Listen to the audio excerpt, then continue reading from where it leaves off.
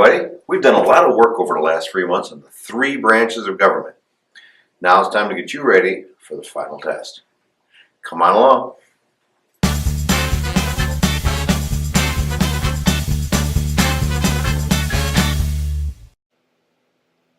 It all began hundreds of years ago in the tiny country of England across the Atlantic Ocean. King George III sent out his explorations towards the New World. Once he found out it was viable and they could live over here, he sent troops over to help the colonists settle in. The biggest problem the 13 colonists faced were the French that were to the north in Canada and the natives that were already here. In fact, our colonists, Americans, the first Americans, they were partners with the English troops in the French and Indian War. After the war was over, the argument was, should the troops stay or should they go? The king wanted them to stay, of course, to continue collecting taxes and pay for the war. The colonists wanted them gone and have their independence. The colonists continued to rebel against the troops. We talked in class about the Boston Massacre, the Boston Tea Party, and events like that. The thing the colonists were most upset about was they were being taxed and they had no say in the government. There's a phrase there, it's called taxation without representation, and they did not like it. Well, as the tax man would come around from England, the colonists, as we discussed in class, would grab hold of the tax man, tar him, feather him, and pretty well embarrass him in public. One of our earliest forefathers, Thomas Jefferson, he helped create the document known as the Declaration of Independence. And as we talked about in class, mainly a list of complaints telling the king why we didn't like him. Well, the king laughed and sent over more troops. Pretty soon we had on our hands the Revolutionary War, beginning in Lexington and Concord. The first shots were fired. Moved on to Bunker Hill. Don't shoot till you see the whites of their eyes. And the war really was on from there. Over the next few years, many different battles took place, finally ending with the Treaty of Versailles after the colonists wiped out the revolutionary troops of England at Yorktown. And our country was finally independent. So what do we do now? Well, the countries got together and they decided on the Articles of Confederation. But as we discussed in class, the Articles were weak. There was no power for the federal government to tax. There was no federal army. There was no real federal powers to do anything. The states kind of ran themselves, and they quickly learned that that didn't work. So our forefathers went back to the drawing board, in this case, Philadelphia.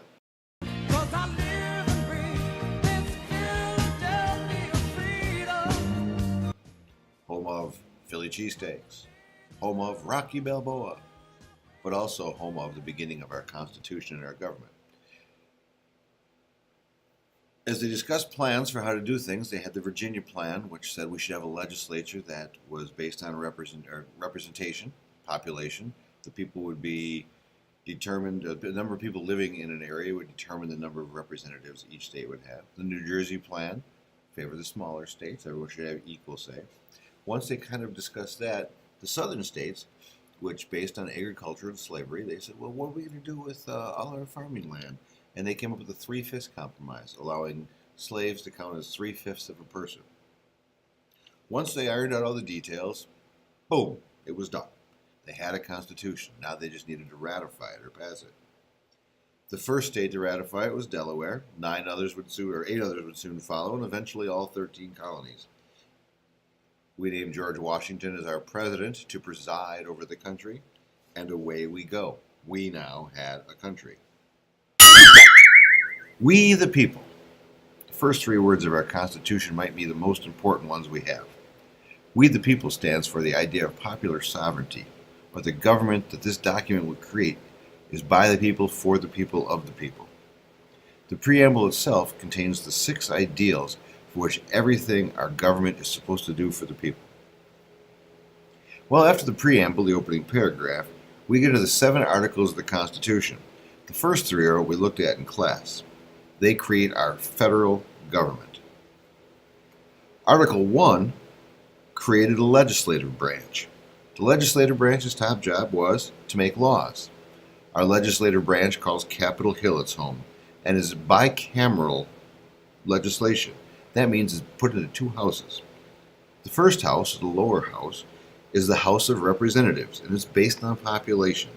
There's 435 members, of which Wisconsin has 8. To determine the population, every 10 years we take a census, and our representatives serve 2-year terms, and they must be at least 25 years old. Here in East Troy, Wisconsin, we live in District 1, and our representative is Brian Stile. The leader of the House of Representatives is the Speaker of the House, in this case, Nancy Pelosi. On the other side of the hill is the Senate. The Senate's a bit smaller. Just 2 senators per state, or 100 total.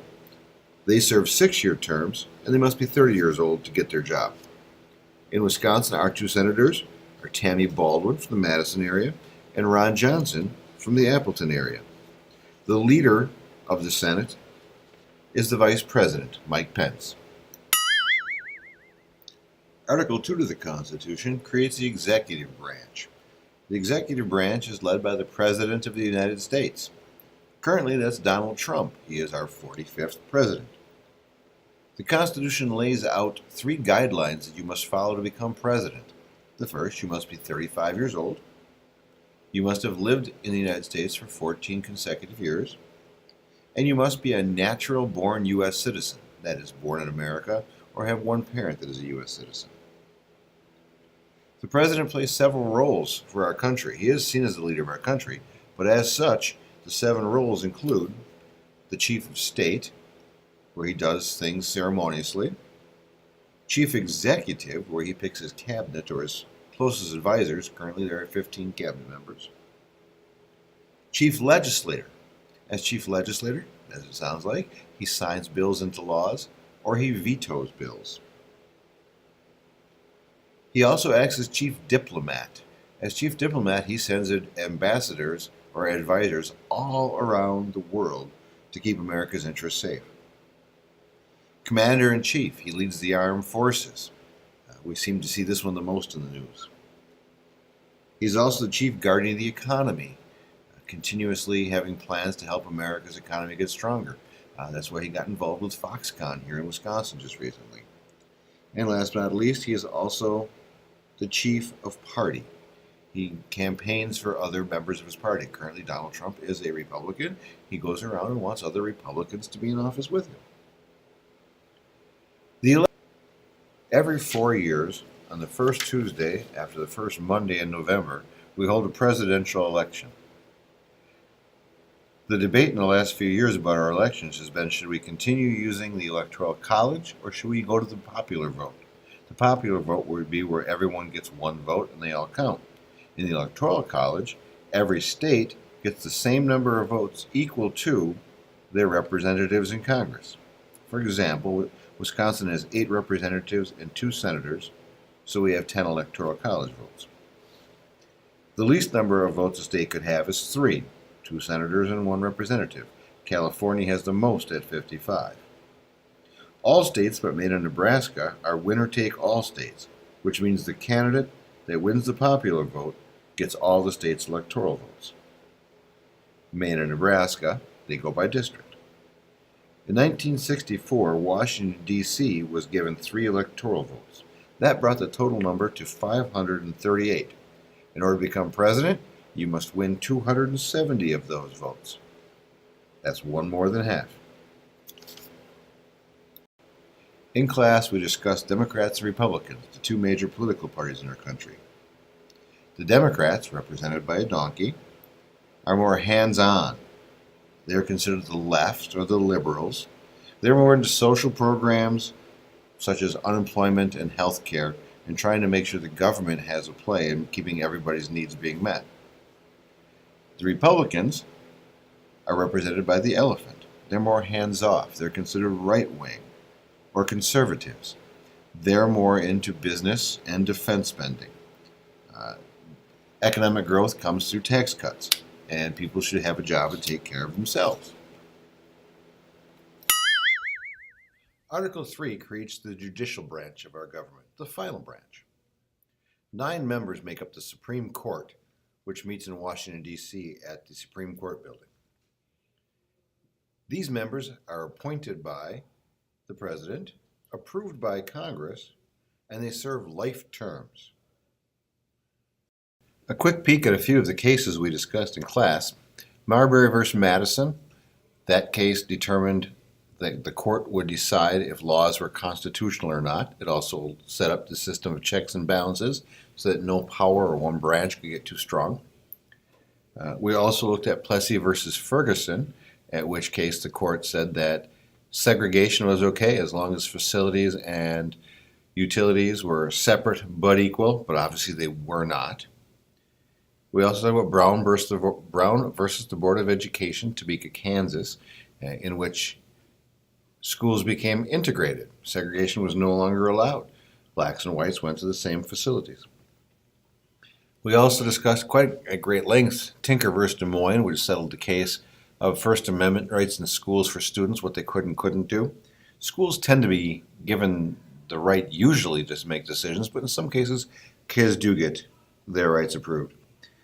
And last but not least, one of the ones a few years ago that really pushed Texas versus Johnson talked about the burning of the flag being unconstitutional, and the court ruled that it was not, that just burning the flag was just a symbol of our country. Well, there were some other court cases we mixed in as well. But ladies and gentlemen, boys and girls, children of all ages, that's pretty well it. That is the three branches of our government in a nutshell. The quiz on this information is coming up in a couple of days. Hopefully you picked up. You got the idea that, again, our government is like an onion. It has layers. There is the local, there is the state, there is the federal, and a few in between. Hopefully you're prepared. Hopefully you'll take a look at Google Classroom, and you'll be all ready to go. I appreciate your time. Have a great day.